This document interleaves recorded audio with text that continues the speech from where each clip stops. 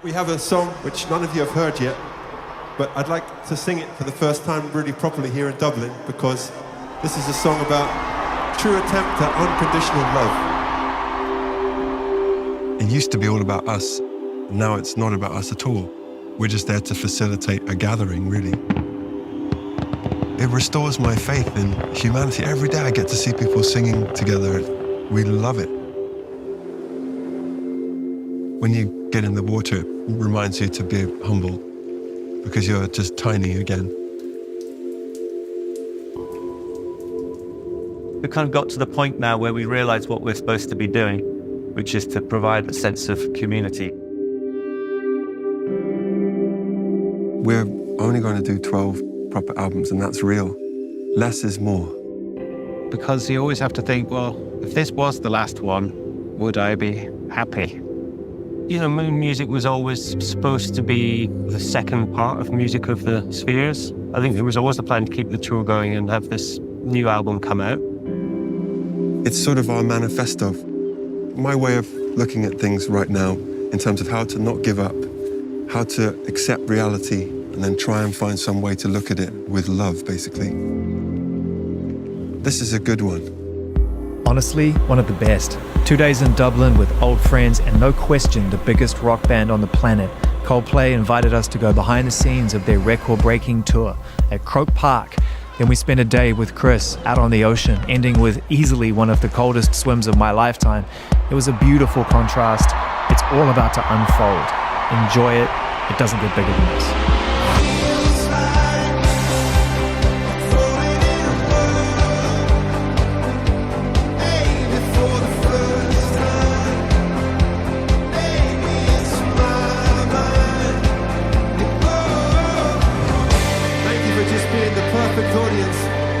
So much. Be kind to yourself, be kind to each other, have a safe journey home.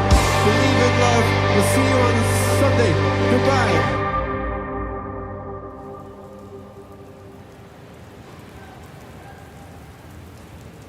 Do you do this much? Do you walk around empty venues before you play them? Only in the rain. Melancholy is my go-to emotion, so this is perfect. I was going to start at the end, but I don't even know if this will ever end, this tour. Maybe it shouldn't. Well, who knows? You know, right now, we have one more show left of this leg, and then got some more stuff going on in October, November, and then see what happens. It's great though. It's still fun. That's the thing, and it's been really nice to play here actually because these shows have been amazing. Ireland is just the best place to play shows. We came here on the first night. It was the size of this place. It's an amazing, very significant venue in Ireland, in Dublin particularly, but it was just absolutely bananas. We were literally sort of blown away by the stage, by the crowd. We've kind of got to the point now where we realize what we're supposed to be doing, which is to provide a nice kind of 2 hours of escapism and a sense of community and a sense of people feeling like that it's a safe place to feel happy feelings, because Chris says it every night on stage. You know, we're very lucky to witness this amount of people all hanging out together of every color and race, gender, and whatever it is. People are just happy to be together, and there's no arguing. We got the memo. I mean, it's definitely what we show up for at a Coldplay show and other shows, but there's different experiences. And it also, to some degree, must take a bit of pressure off what is a good or a bad show. But in some respects, does that take a little bit of that pressure off? Definitely. It's never the case that we don't notice every little mistake. In fact, we laugh about it quite a lot. Little things that no one would really notice, but we notice. If Johnny, a rim shot. Yeah, exactly. If Johnny hit an absolute clanger the other day, and we were all in hysterics. Which song? Wait, I got to know which one. It was the intro of "Feels Like I'm Falling in Love."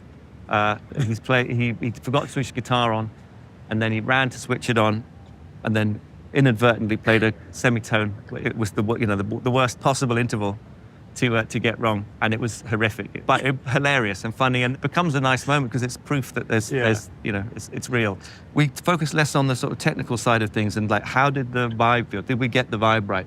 So there's less pressure on the how did we play. It's more about, did we connect? Was there a nice feeling in the room? And so but the best part of the show is always the is the fans, you know, and if they're having a great time, then that makes it a good show. Yeah, you can tell. I mean, like from just kind of watching the videos and seeing the way that everybody is so ready when the lights go down, and even just the starting with the, is it E.T.? It's E.T. It's E.T.? Yeah. Yes. Is that, whose idea was that? That was Chris from the get-go. I mean, we're obviously big Spielberg fans, and there's a sort of, you know, slightly outer spacey vibe going on. So it's an amazing piece of music and quite exciting as well. So you probably don't go up this, maybe you do go yes, this. I do up this bit. We're coming down the side. Yeah. And then we go under and up, and then go to the main stage, and then there's a couple of a section where we all play here on the B stage, out in the middle, and then towards the end we go out to the C stage. Yeah. Chris finishes up out there, and we walk back up and do the end of the show, and then off we go. It's timed pretty carefully. I mean, you look pretty relaxed, but you got to be up there by the time it's ready to go. Yeah. Although for me it's all right because I'm the one who, you know, Kicks initiates things, as it were. So Kicks it off. If I'm not in my spot, nothing's happening. Yeah. There's a bit of pressure on me, but because we're so in tune with the momentum of the show on our own show like this, anything that is slightly different, it feels like something's wrong. It's like all the air is leaking out. So it's a really weird thing. And it occasionally happens in stadium shows, but Chris is really good he's very sensitive to those moments where he knows that, okay, we need to crank it up. He's one of the best. He's one of the best. He feels, I can tell, he's really searching for the feeling at every little part of the stadium and where he needs to just, to your point, change the frequency of it so much. He's really the interface, obviously, between all of us. We have ways of communicating and ways of looking after each other, but we're all quite good at that now, you know, just checking in. Are you all right? Yeah, okay? I'd imagine so, because as we leave the B stage, I mean, this is probably the closest you get to going back to what it was in the beginning, which is that sense of being around each other in a room and playing. It must be really nice when you get out there and are able to play together and see each other like that, and it's not all just facing one way. Yeah, it is nice. The C stage, I think, is maybe the closest to what, you know, the one that right at the back where it's all acoustic instruments as well. The bedroom moment. It's living room. So it's like being back in Johnny's bedroom in '98. God, it always blows my mind when you come up on here, and I don't want you to take this the wrong way, but it feels smaller. Yeah. But it does. It feels more intimate than you see. Yeah. I think it's deliberate. Yeah, it just allows the energy to stay centered if you have quite a compact four in the middle, and that's when the best bits of the show are, I think, is when we're all quite close together. We're really proud of the fact that it's still going, and the fact that people are still wanting to come. I think credit to Phil and to Chris as well, who's been very adamant from the very beginning that we have a really democratic ticket pricing system as well. Yeah.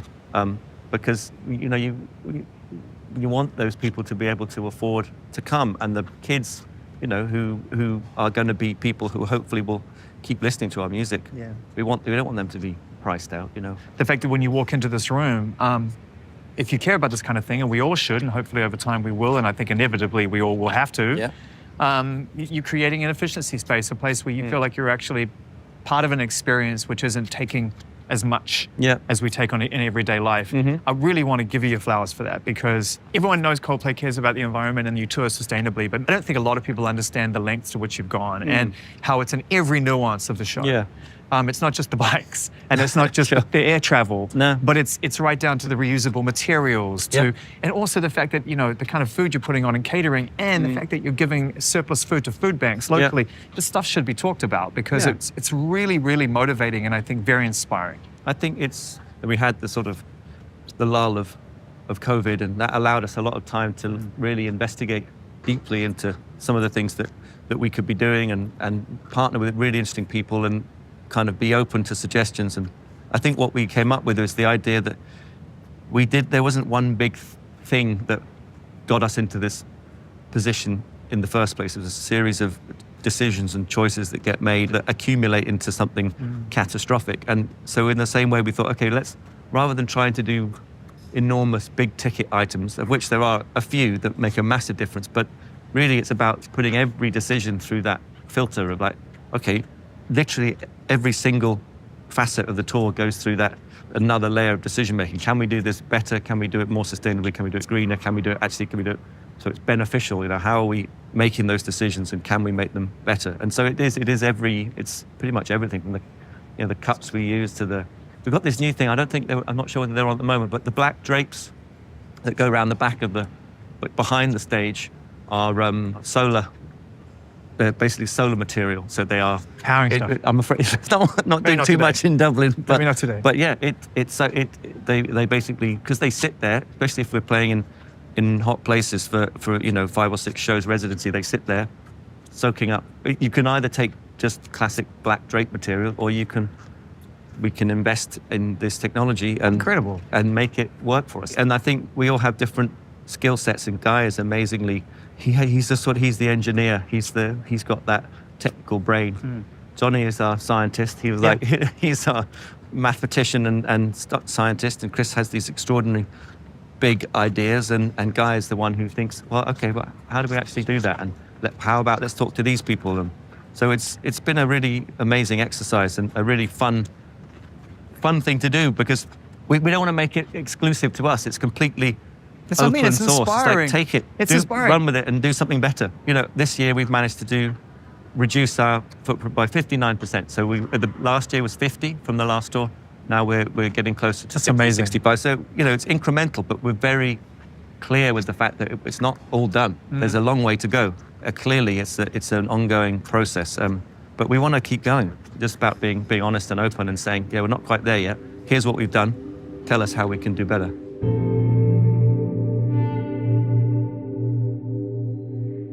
It's quite far away, isn't it? It's hard for me not to think about those very first moments, and you probably, I don't know if you ever afford yourself that. We all keep moving forward in life, but I think about the Shepherd's Bush Empire and the lamp on the piano or whatever it was, you know what I mean? Like where it all began, it's kind of crazy. Yeah, it is crazy. I don't think we've spent very much time looking back. I think I feel I'm getting to a point where I'm happier to look back and reflect more than I've ever been before. But I think up until now, it's been very much just What's the next thing? 100 miles an hour in one direction forwards. Does it help that you do a tour for 2.5 years? Does it slow things down in a strange way, even though there's momentum and you're constantly got a new leg being put on? But in a way, it's like 4 days here, 5 days there. Does it? Yeah, I suppose so. It seems slower than we've previously done. But tours work a bit like school years. When you're a kid and all of your life is sort of like, this happened in this year of my life. Yeah. Well, for us now, it's like, this happened in this tour. A lot. Yes. It turns out. Yeah. It happens in 2.5 years. Yeah. It is the kind of tour that I think when you start out in a bedroom, you wouldn't even allow yourself the ability to dream of doing a tour like this, because it seems completely unusual. It's what the Rolling Stones do. I mean, it is at that level where you're playing stadiums and you're touring for 2.5 years, and the scale of it is just gigantic. I was joking with Will about it. I think I captured 9.5, and he corrected me and said, no, we're over 10 million now. In terms of tickets sold. Yeah. And it is something to be proud of. It is. Well, I think we're sort of breaking new territory for us. I think the biggest tour we ever did before this was the Viva La Vida tour in terms of the number of shows, which was about 170, I think. So we're almost at that number now. With no particular end in sight. We're really enjoying it. Yeah, it's weird. 2.5 years in and we're still loving it. Loving it. But it's taken us, I think it's taken us this long to figure out how to pace it and how to balance it, because we've certainly done some tours in the past which have kind of almost killed us and certainly made me never want to tour ever again.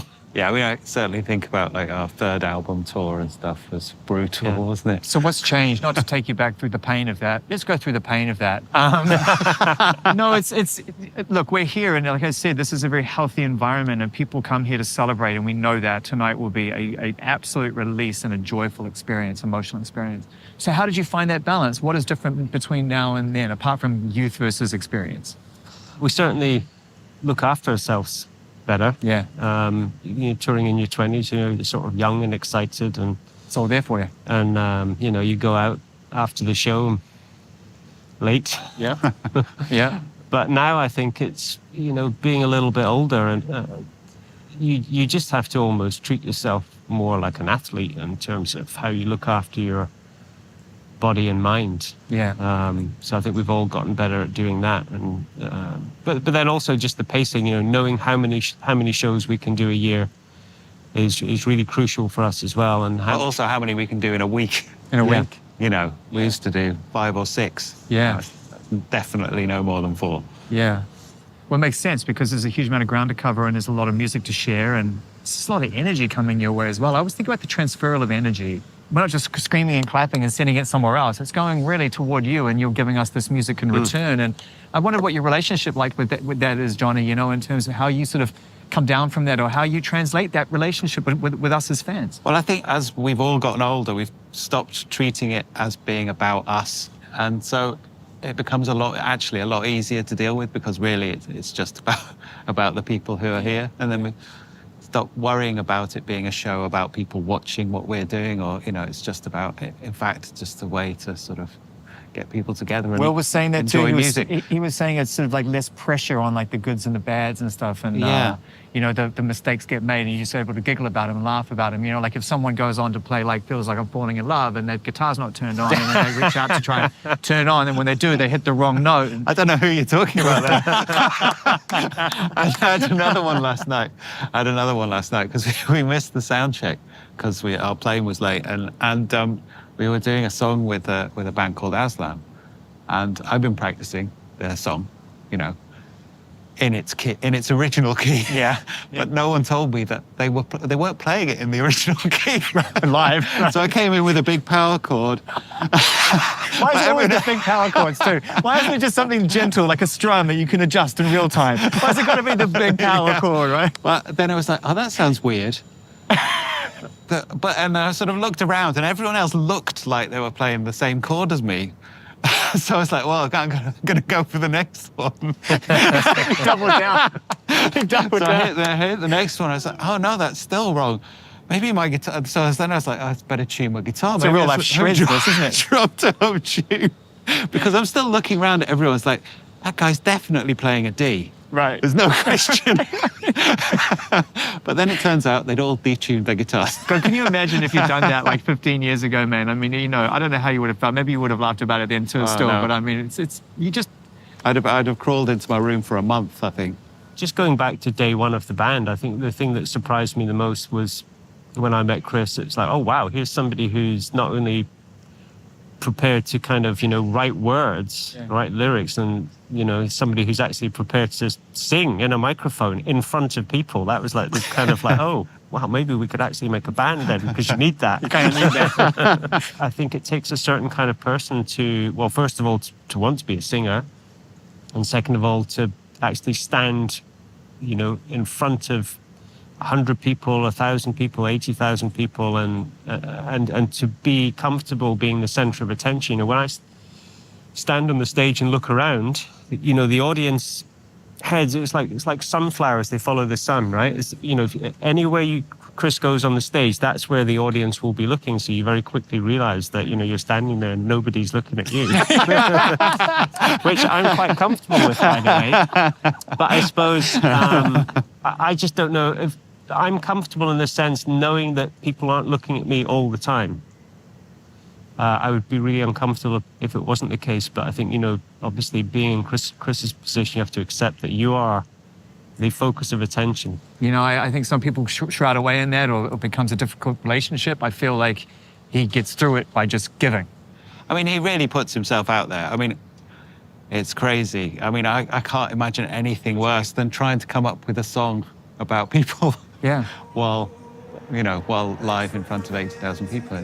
Chris has always been able to make things up just on the spot like that. And I think what's so cool about that Jumbotron section is I'm not sure there's anyone else that could do that. I mean, I love the way you're changing up the set list all the time as well. It feels to me like there's some fluidity in that, which is cool. I mean, most bands who perform in this kind of environment, or artists, there's so much production around it. You got to kind of stick to your beats. Mm-hmm. Yeah, I mean, there's an element of that. You know, we sort of have a structure that we can hopefully play a little bit around with. Yeah. But it's still a structure. Yeah. So you've got other things so it's modular. You can put things in and put things out and stuff. Yeah. Yeah, I think that's a nice way of putting it. But I think we also realize, you know, sometimes we get into the mindset, you know, after 170 shows or whatever, you know, we start thinking about changing the set and moving things around and coming up with a different set. But actually you have to remember that, you know, every time we go to a new place, there's probably, you know, 98% of people there haven't seen the show yet. Yeah. And I think what we've got to be careful of doing is not kind of changing the show up just for the sake of change for us, you know. Just keep it interesting for you. But the funny thing is actually, because all of us get bored quite easily with old stuff, and Yeah. you just want to move on and do new stuff all the time. But actually, with this, we're still okay. You know, it still feels good. Well, you have a new album. You know, this beautiful album, man, Moon Music. Congratulations. I mean, you know, continuing to not just perform at the highest level, but record at the highest level, and to have made maybe one of your most complete bodies of work in terms of all the sides of Coldplay, and then call time on a tour wouldn't make much sense in a strange way, right? Yeah, I think, you know, Moon Music was always supposed to be kind of the second part of Music of the Spheres. And I think there was always a plan. I think there was always the plan to keep the tour going and have this new album come out.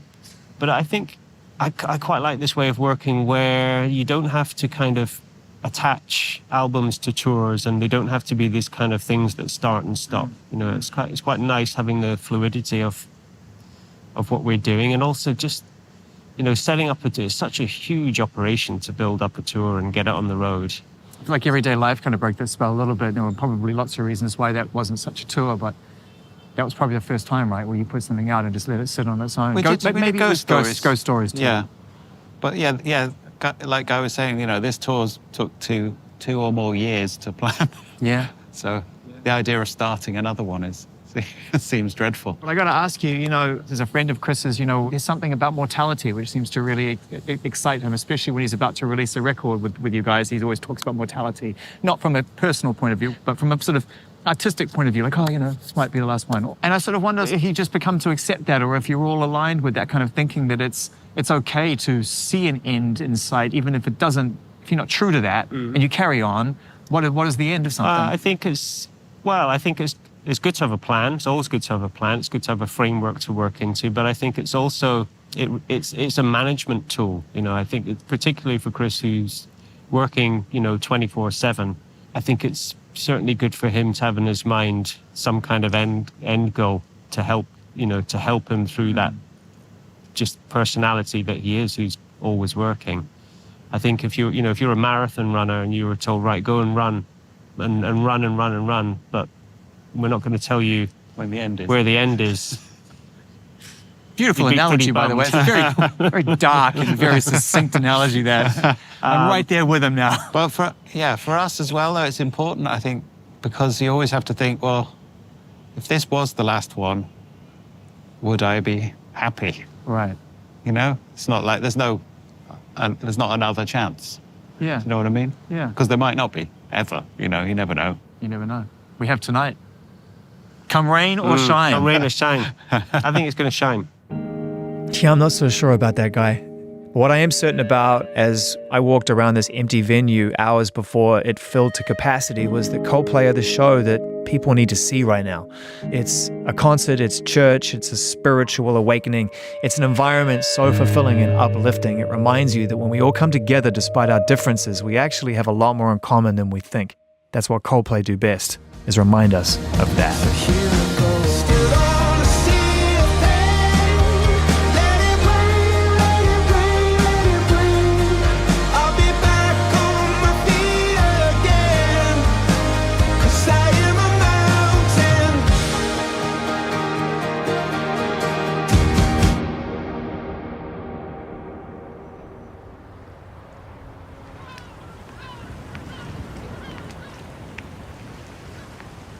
Well, look at the beautiful sky coming. Do you want to sit on that pile of rocks there? Can they film from the... Yeah, we can make anything work, I'm sure. Look, that'd be great. Yeah. All right, be careful here, man. We'll go across. Look at this, perfect. This is our spot. I feel like this is important to you, doing this kind of thing, being barefoot wherever you are in the world. Yeah. Do you know what I mean? Yeah, it's very important, and it's it really getting the sea as much as possible too, because it's offsets the playing stadiumness, which is, I love it so much, but when you get in the water, it reminds you to be humble, because you're just tiny again. If you're by the ocean, it's a must. Like, I'm trying to think of some of the most beautiful places you must have been swimming on this tour, because you've been to some incredible places. Yeah, this last leg, swam in Germany, Ireland, Yeah. Greece, Yeah. Austria, Finland, Amazing. Italy maybe, Spain. Yeah. But it's also, if you believe in this kind of thing, it's nice to ground yourself, especially if you're on planes a lot. And I don't know, it just feels nice too. Yeah, it does. It actually does. I mean, it's kind of strange as it was to climb out on rocks and Chuck Look, you Taylor's- kept everything so clean. No, I'm proud of that. You got that rip in your trousers, but I'll get that paid for. It's purposeful. Oh, okay. It's purposeful by design. Yeah, man, last night was so special. It was such a moment to see what we talked about 2.5 years ago when we did our conversation around high power. Yeah. And you showed it, you laid it all out. You were like, I think we're going to do a tour like this. And you showed me the images of it. Yeah. And it looked incredible on paper. Obviously, it looks a million times better in real life. You know, how has it been just seeing that come to life, you know, from a piece of paper and an idea and a concept? Because I know that you're conceptual. You really love to create things. Yeah. To see something of that scale reach 82,000 people last night, you know, must have Well, been that's amazing. the thing that's missing with any concept drawing is all the people there. And so all of the design and everything is really just trying to make it more easy for people to let go and feel good together. I feel like that's a pretty important transition for performers to make. I'm not sure whether it's experience or wisdom or maybe success. I know that's a strange word, but whatever allows you to sort of be able to just let the people have their moment and not necessarily put so much pressure on yourself. I talked to the guys about this yesterday, and they said that they agreed that they felt a little less personal pressure. Mistakes are okay because the people there are just kind of having their own experience. Definitely. I think when you're starting as an artist or as a band or whatever, it is more about you. You're trying to make it and you're trying to prove something to yourself and to your detractors or whatever it is. Yeah. Then you're trying to stay there. Then it comes to a point where, without really realizing it, you are only doing it because you love it and you want to give people a good time who like that kind of thing. Yeah. And even the people that don't like it, it's kind of that stress has fallen away because they don't have to come. Yeah. And so it's sort of flipped that it used to be all about us and now it's not about us at all. Yeah. We're just there to facilitate a gathering, really. It really felt that way last night. It felt not that you don't take it very seriously and you want to put on your best, but that you had let go of a certain amount of that, for lack of a better term, kind of ego that comes with stepping on a stage. It's still there. It's still under there a bit, but it's fueling the bigger priority. Whereas maybe before the audience was helping to boost your ego so you keep going. Yeah. Now your ego is serving that Yeah. on a good day. A shift in confidence. But I still have 2 nights ago I had a real confidence crash on stage. But you can't let anybody see that. So it's always humbling. Do the boys know, do you think? Uh, I think they do, from what they said yesterday. They can tell when you're really in the zone and when you might need a little bit of a pickup. It's funny because Will, who looks so stern all the time, who's so sweet, he's the person I go to if I'm worried. I think I lost the crowd or that was a terrible improvisation or whatever it is. And if he goes, that's all I need. As you were describing the members of the band once, every one of them was a different version of the same thing, which is like this handbrake, this great sort of like voice of reason, this, you know, Will being like this kind of foundational aspect of it. Yeah, very much so. But then, you know, obviously you've got Johnny, who also, you know, has an opinion and is very quick to say, I'm not so sure. Maybe the first, I think, was the first person. And then you've got Guy, who's like, if he doesn't like a song, don't ever even bring it up again. Never. I felt really bad for you because I'm like, you've just got 3 of your best friends who importantly all play a version of the same role, and how that dynamic has kind of helped you over the course of your life as an unbridled creative and someone who has big ideas and probably wants to achieve things that most people seem unthinkable. Yeah, that is so important for them, and then also the parts they bring to each song. Of course. We'll get to that when we get to the album, but yeah. But that balance of a band is so important. And you have to have a few people wanting to go 24/7, and then you have to have the ones who are like, okay, wait, have we got the right footwear? Yeah. It used to be annoying, but now I'm so grateful for it. Now I feel like, well, if it's been through that system of checks and balances, then once it's ready for the outside world, I have full confidence in it. And so whatever comes at it, I just have to say, okay, well, that's the best we can do, and it's been through all the checks and balances. When you refer to 24/7, I know you're referring to yourself because Will used the same term yesterday. We were talking about how they sort of approach the friendship side of things and make sure that through all the touring and the recording and the work that goes into making your best work, best music, that there's ways that they can support you. And Will made that observation. He said it's 24/7 for you. Do you recognize that? That it's Yeah. an obsession of some sorts, you know? Oh, for sure. But I know that I'm not the only person, to paraphrase Sam Smith, I know I'm not the only one. Yeah. It's normal for me. And I would be so sad if it wasn't 24/7. Is that to some degree why there's always a sense of mortality with every project? There's an idea that the plan will end at some point. Yeah. It allows you a chance to actually acknowledge that this is the best I could have done in the moment. And if I pluck up the energy to go again, I will. But right now, this is enough. Yes, but we're only going to do 12 proper albums, and that's real. That's real? Yeah, promise. I don't want you to promise that. I want Yeah, no, 50 but it's albums, good. No, you don't. You don't, because less is more. And for some of our critics, even less would be even more. You still read those guys? No, You I don't still read it. I'm joking, but yeah. we don't. That's just.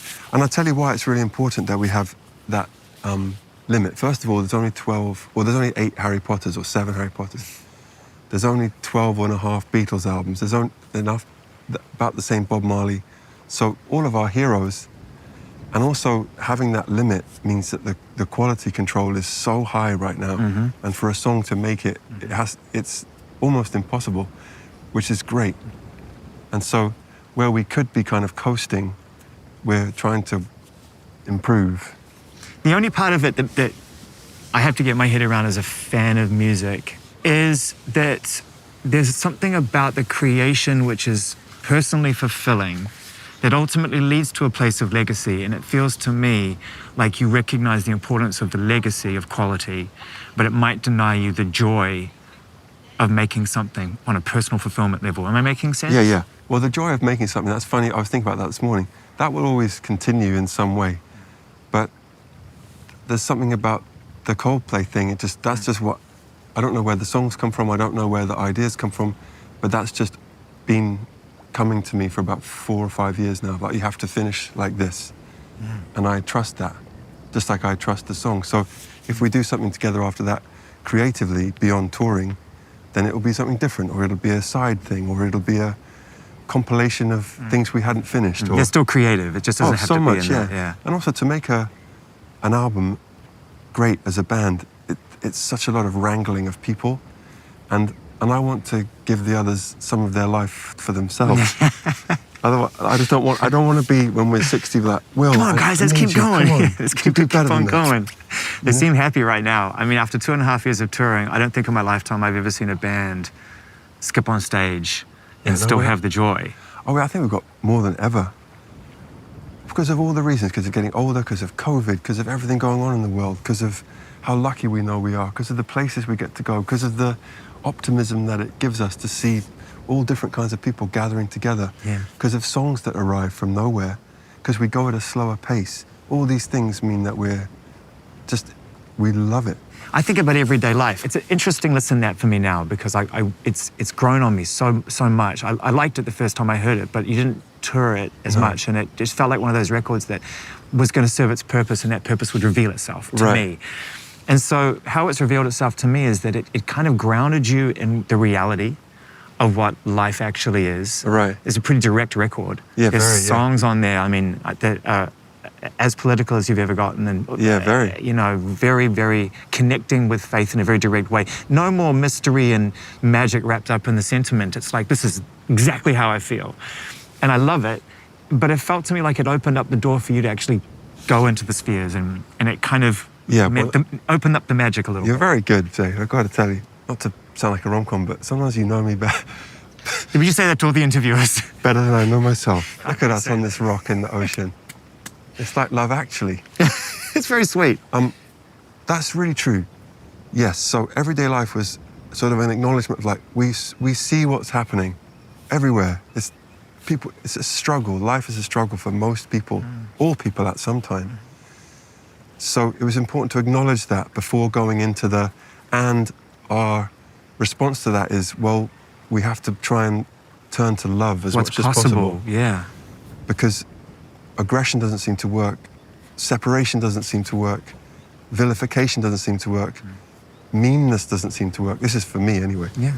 So every day is a challenge to try and find a loving path through not necessarily very loving situations, which is really difficult. So I think everyday life was us saying we're not completely head in the clouds. You know, we're aware of when we go into this hippiness, it's referring to something that we're aware of. It's not just pie in the sky. It's on the record. We understand the struggle. We know what's going on out here. I mean, I'm not pretending that I understand everyone's struggle, but I understand that people struggle. I see it, yeah. And we all do in our own way. Yeah. But for me now as a nearly 70-year-old, it seems to me like the people who are happiest are the people who acknowledge everything that's going on and then try and find some way to look at it with love, basically. Because finger pointing doesn't seem to have worked. Shouting at people doesn't seem to have worked. Throwing bricks at people doesn't seem to change their minds. Yeah. So, but that's just for us. I feel like everyday life has a companion piece in ghost stories, because I feel like ghost stories was as transformative in a different way. If everyday life got you to see the world differently, ghost stories got you to see your life differently. Definitely, yeah. What's nice about life, if you keep an open set of ears and eyes, which Brian Eno taught us to do, is that the right teachers show up, and the right authors, and the right music, and the right friends, and if you're inquisitive, you can change your life in amazing ways, and you find people who are thinking in a way that you realize you were feeling that all along, but you didn't know how to articulate it. Yeah, you didn't have the tools. For me, that was Rumi, or Viktor Frankl, or Paulo Neruda, or Leonard Cohen, or so. Oh, those, I see. Okay, now I feel less alone, and I feel like someone's articulated this pull I've been feeling, and then you travel as much as we do, which is such a privilege. And in traveling, you get to understand more the similarities between all people than the differences, and that you understand that the concept of nations and flags and all that is sort of made up to give people a sense of safety, but really we're all here together. That's the actual truth. And there's a book by Ryszard Krasinski called The Other, about how we're often manipulated through fear of the other. And once you realize there is no other, it's an amazingly liberating place. Yeah, because then you're like, oh, I don't have to be scared of immigrants, whatever people try and make you scared of. And we've seen some of that on this tour, actually. Yeah. You don't have to be scared of anybody, because they're pretty similar to you. And they're probably going through something that if they're being aggressive towards you, it's probably to do with what they're going through. Yeah, it's a fear-based reaction. And that's an amazingly liberating feeling.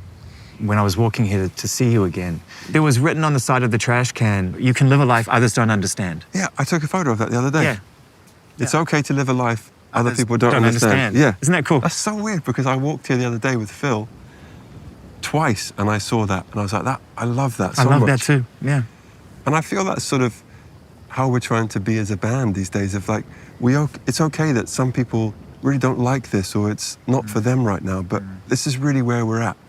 And this is really what we feel, and this is really how we're the same age now as prime ministers and presidents, and this is what we think, and we're happy to say it. There's no other thing to do than just follow your heart, make sure you're 100% behind what you're doing, and then beyond that, it's a beautiful thing that people are able to say they like it or don't like it, or ignore it. Yeah. That's what art is for. And I know that lots of people will hate anything we do, but I'm totally okay with it, because I love it and I'm fully into it. And I've worked so many hours and days and weeks to make sure that I'm 100% behind it. So if it's not for you, then God bless you. That's okay. Yeah. What's funny about our quote unquote hits is most of them weren't hits at the moment they came out. So we don't really have hits in the way that everyone else has hits. I'm trying to call foul, and I can't. I think you're actually right. I think there are songs that come out that they're sticky and they just hang around. And I mean, like even a song like My Universe, which obviously on paper with BTS is going to be a massive hit, right?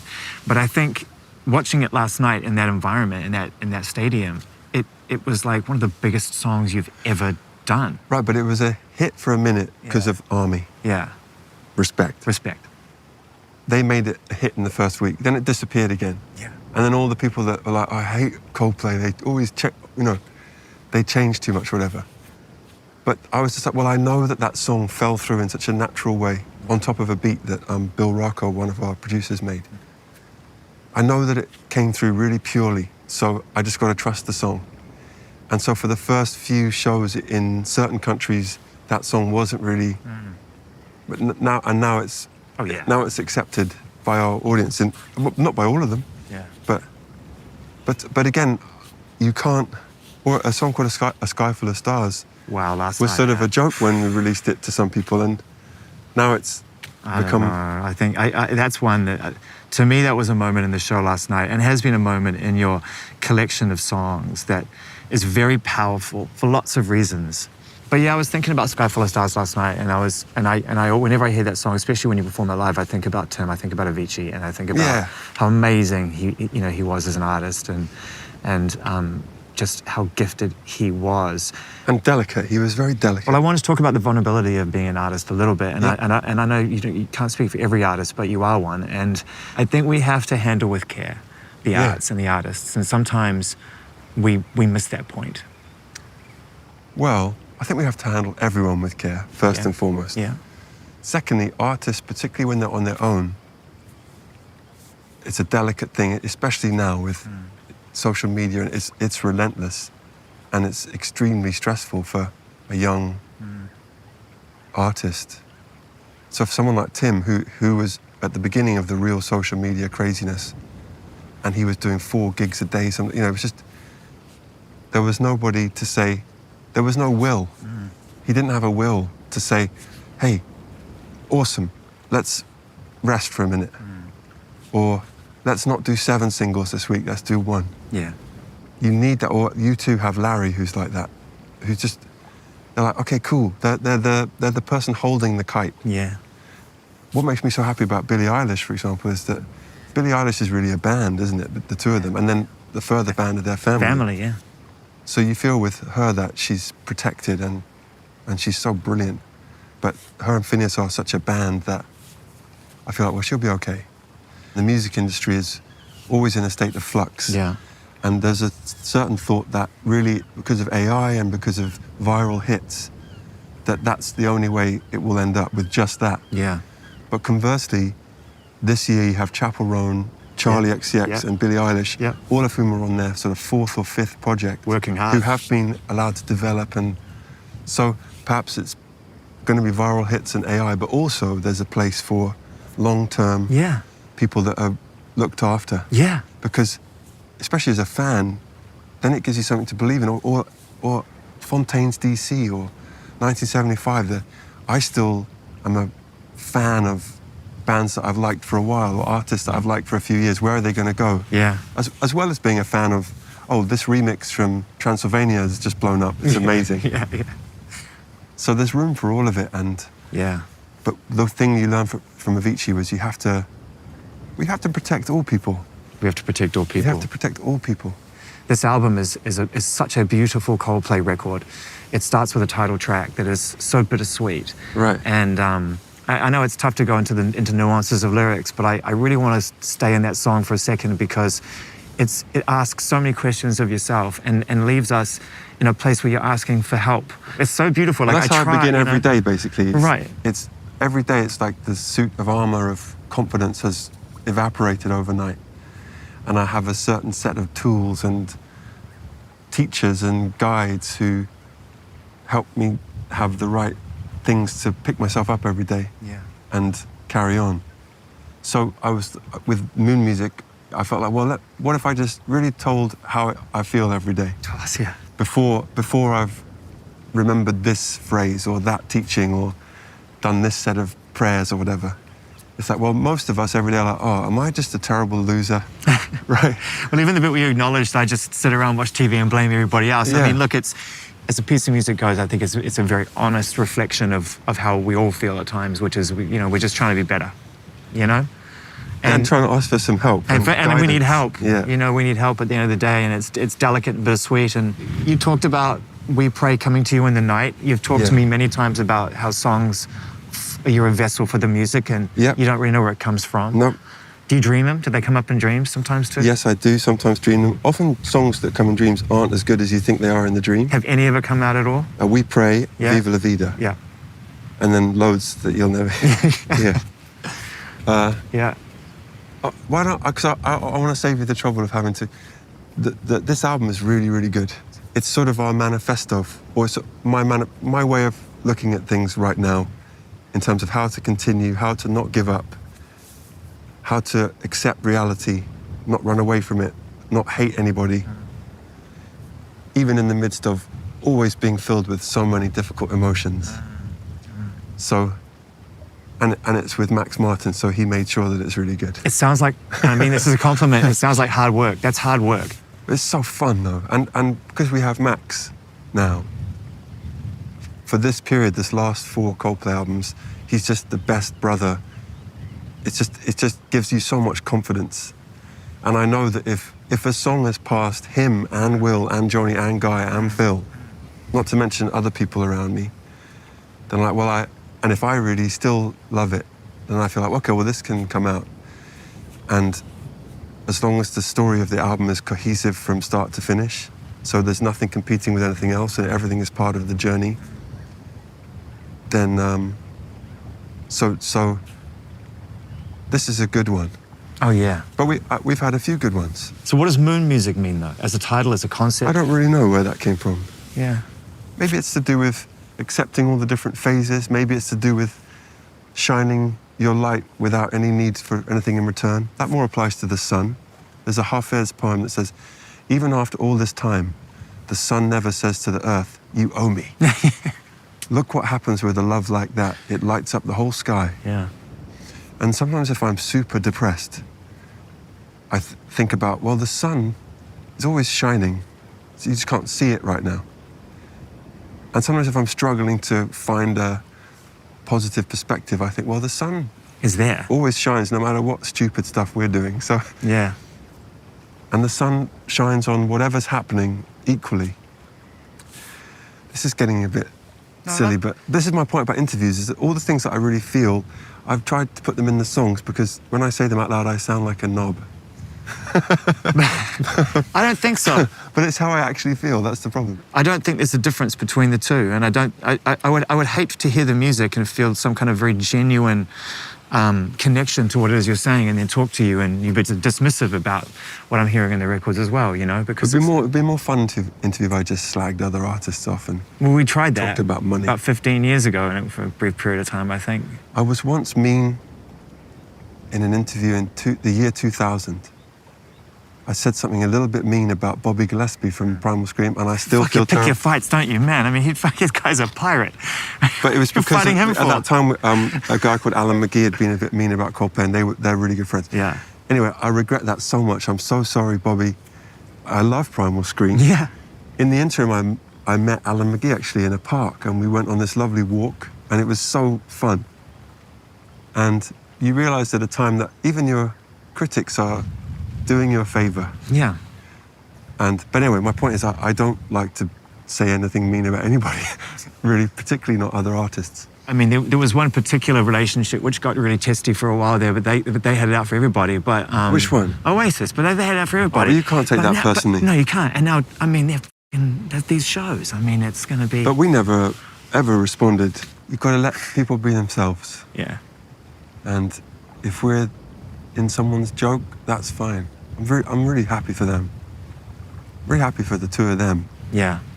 And I'm happy that, this is going to sound a bit silly, but the two of them reuniting gives you more hope about the Holy Land and about all of the conflicts in the world.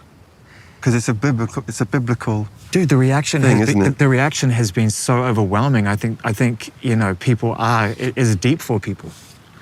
What would be amazing is if they let Tony McCarroll play drums, but that's asking for too much. We don't know yet. We don't know who's showing up on the day. Because I'd like to go on record and say, his drumming is amazing. And a bit like Ringo had for a while, oh, he's not very good at drums. Well, he's the drummer on Definitely Maybe, so he's doing something right. Yeah, right. And he brings this bagginess. There's a feel. And there's a swing in there that's just amazing. Yeah. Like someone said last night, Tony McCarroll had the roll as well as the rock, which is what Keith Richards said about Charlie Watts. Because Charlie Watts had a swing. Yeah. In the middle of Moon Music, there's a really wonderful composition, which I'm just going to call Rainbows. Oh yeah, it was called Alien Hits, Alien Radio, but it's just it's a rainbow. A rainbow emoji. Yeah. Yeah, right. It's so. I just would love to know the relationship that song has with the record, and okay, and you know where it sort of came from, because it really is a 3-part piece of music.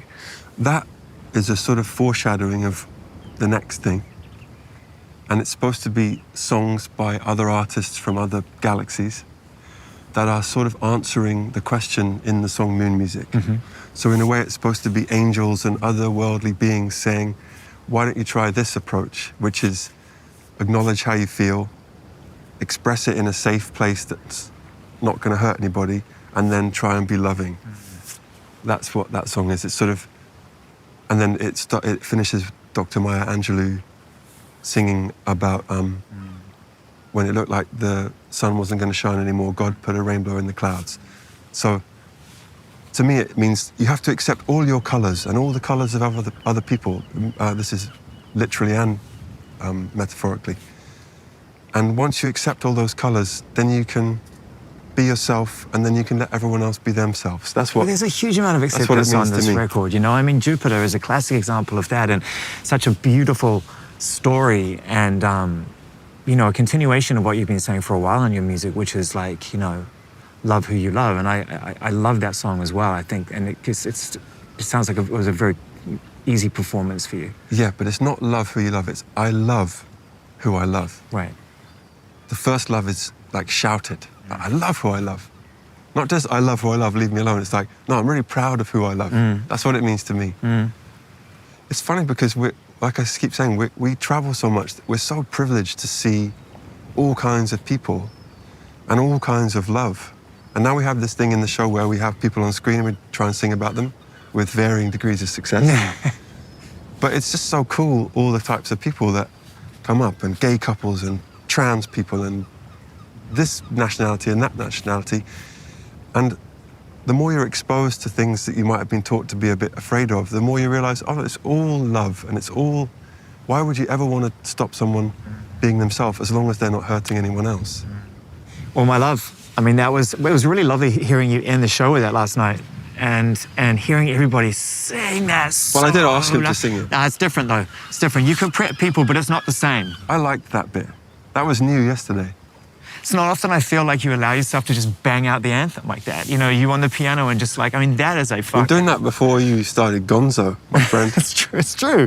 Yes, sometimes it's nice to bang out the songs like that. A big one. I mean, it's a big one. I mean, when you do the McCartney chord, you know the one I talk about? What's the McCartney chord? You know, the turnaround chord in there where it's like... Oh, like a seventh, yeah. And it's very classic, sort of beautiful, anthemic kind of turnaround chord. But not to sound too much like a nerd, but I'm going to. There's a nice bit, which all of these things come out by accident. There's a bit where the left hand goes to the seventh and the right hand goes to the second. Just before the last phrase, just what you got, all my love. Yeah, that one. Which is a bit like Live and Let Die, yeah. And that chord, I love it. Jacob Collier will be able to tell you what it is. God, he's so good, isn't he? Yeah, he's amazing. Well, he's one of our teachers now. Is he? 100%. We have the four of us. We have the incredible producers around, Max, Ilya, Bill, Brian, Eno still sometimes, you know, Stargate, all of those brilliant people. And then for 16 years now, we've been so lucky to have John Hopkins around on every album. Davide Rossi, who plays a lot of strings. John Metcalf, who plays a lot of strings. And then since Everyday Life, Jacob Collier, who comes in like a professor. He's a mix between like Gandalf and Nigel Kennedy. Do you remember Nigel Kennedy? Yeah, of course. Who was a violinist in the 80s. He's a rock and roll violinist. Yeah, but he was the first person to sort of mix it up with classical.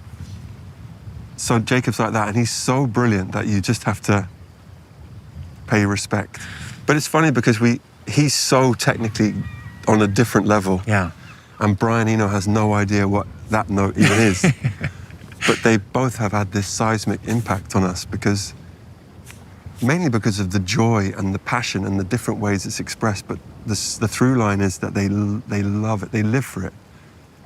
And we're so lucky we get to work with these people. Yeah, that's a dream team. I mean, you start talking about those individuals, you start adding John Hopkins into the mix and all these amazing people who you can just turn to when you think you've got something, right? Yeah, and then there's a group of singers led by a lady called Denise Carite that we met doing a cover for Radio 1 of Graceland because the rest of the band weren't available, so I did it. And I said, I need to find some singers.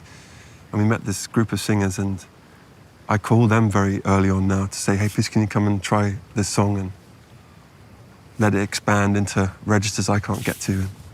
So it's more than ever, it's always been a collective, our band, but it's more than ever that now. Well, the community is bigger than that even. I mean, for the longest time now, you've had this extended, chorus with the family, and bringing people in to sing on songs. With people who... Yeah, well, like with Moses and Apple, with your kids, they sing on this album as well? Yeah. They are? Yeah, and they have a co-write on something or other. Because Moses will say, that bit should go like this. That's cool. Isn't that great when you meet at that point where, if you're lucky, the people who you love you share some passion for something and you get to find a mutual meeting place? Yeah, it's amazing. And then Apple sings on a few. I mean, it's so lovely to... But to be fair, they've been on every album since Ghost Stories. Yeah. I think that was the first one. A lot of artists, when they become successful, they protect the family unit away from the job and away from what they're doing. There's like family and then there's the work. We don't do this. And yet you were very inclusive and brought the family into the creative process and wanted to be a part of it. It's all the same thing, How do I say this without sounding too pretentious? Coldplay is my life 24/7. Everything I'm looking at has the lens of my children and the band. At all times. Is this good for those two groups of people? And some other people too, but those two things are always there. And so often those two things meet. And also, will my kids like this? Or Moses and me were so into Fontaine's DC, like to a deep level, and it's such a connector for us. And of course, they're influencing what we're doing and what my son is doing, So for me, family and first of all, I feel everyone is in your family. So, but you mean people who actually came? Yeah, right. That part. Right. So, it's all the same thing. Yeah. And they come and meet you at the studio, and you say, well, what do you think of this? And Don't you feel now, after playing in front of 82,000 people and change, night after night, huge amounts of people coming in and really, don't you feel, for lack of a better term, protected? I feel you give too much to people for there to be any desire to catch you out anymore. There's no gotcha anymore. I just don't. Do you think so? I think there's. No, I think it's always positivity and negativity. By the laws of nature, are always balanced. So I just assume if everything's going really well for us, it's also going really badly. If everyone's saying nice things, the whole exact amount of people are saying. How does that serve you? It serves me by just trying to keep me completely neutral. And not go too much either way. I don't really read things or go on social media because it's not healthy. But things get to me, or I hear about things, or people say this, or people don't like that, or people are accusing you of changing into this kind of band, or people say you've broken up, or you've had this, or whatever. And it's just like, it's all good. If for some people we're a character in a soap opera, that's great. Whatever helps people, gossip helps people. It's a sort of therapy in a way. So if you're a character in those modern soap operas, which is, celebrity culture, you just have to be like, okay. Yeah. It's okay. But in terms of being protected, I don't think of it like that. I feel like, in fact, I feel always super exposed. But I just try and have faith that, we're doing our best. I'm doing my best. I make mistakes. I accidentally upset people, or I say a mean thing where I didn't want to, or I get angry when I shouldn't have got angry, or I mess up the set list that day. Every day there's a myriad of negative things that I've accidentally done. we're doing our best. And you have to just accept there'll be positive and there'll be negative in equal amounts. So don't get carried away with everything's amazing or everything's terrible, because it's both. Yeah. Yeah, that's called living in the moment, my friend. Oh, it's getting cold now. You have to grow up in Devon to be used to this. This is all I used to do with my cousins. Well done. It was worth it. Yeah, it's beautiful. What is on top of that? Look, there's a seal. Hey, guys, look. Yeah, look. See, there's a seal on the top of the rock. Beautiful. Have you ever interviewed seal? No. Where I live, it's funny because you see seals and sometimes you see seal. At the same time? I'm one of the only people who can say that, yeah. Did you feel it though when you wrote All My Love? Did you like just kind of get through the initial arrangement of it and just be like... Would you like me to tell you the truth? Yeah. Some songs arrive fully formed and you're just like, where did that come from? Thank you so much. And that's only happened about 6 times. Viva La Vida happened like that. Yellow happened like that. Paradise happened like that. A Sky Full of Stars happened like that. All My Love happened like that. I was surprised. And yeah, so I don't know. It just came through on a really cheap keyboard that I took to Jamaica. Yeah, I was like, wow. Okay, thank you. Is it the first time you ended the show with it? Yes. How did it feel last night here? It felt really nice. But I told him to sing it back. No, but it's it doesn't not the count. same. It's a fake sing-along doesn't count. But but you have to listen back to the clip. People really connected with it immediately. Okay, well, let me tell you what happened. Because I felt like, oh, that went really well. That's brilliant. So when I went back to my room, I thought, you have to humble yourself, my friend. Right. So I Googled cigarettes and alcohol live by Oasis. And I was like, well, that is a compare sing-along. and contrast therapy. Yeah, I was like, don't get ahead of yourself. Right. Sweet cheeks, because you've got to be put in your place sometimes. It was a special one. You know, I got to the venue yesterday and I said to Will, you know, you're nearly there, you nearly did it. And he was like, did what? And I said, well, you know, he's like, well, we're not done. I said, yeah, but Australia and New Zealand, it's like, it'd be fun. It's like a nice way to end it. And he's like, we're not ending, what are we talking about? Talking about? It's just what we do. That's what he said. I don't really want to do anything else. Yeah. I love it. Yeah. You're kidding? It restores my faith in humanity. Every day I get to see people singing together. And it's just so fun. Yeah, it's fun for us too, man. Yeah. We're gonna get in the water. Yeah. Did you ask for permission to park your boat there? People think Zane hasn't let money get to his head, but look at his boat. For most people, the idea of performing in front of 80,000 people every night seems strange and untouchable. How do you turn it on every night? And also, how do you turn it off at the end of the night? For Chris, it's as simple as being barefoot, literally grounded, and surrounding yourself with something familiar, or in the case of the ocean, something much, much bigger than you. You're the lifeguard? All of us. You're all the lifeguards? Yeah, sorry, end of the airport. It's about 15 lifeguards. Chris, what's your name? Matthew? Hi, Ellie. Ellie, how you doing? Good. All right, look, we're going to go swimming. Yeah. We've got 7 lifeguards.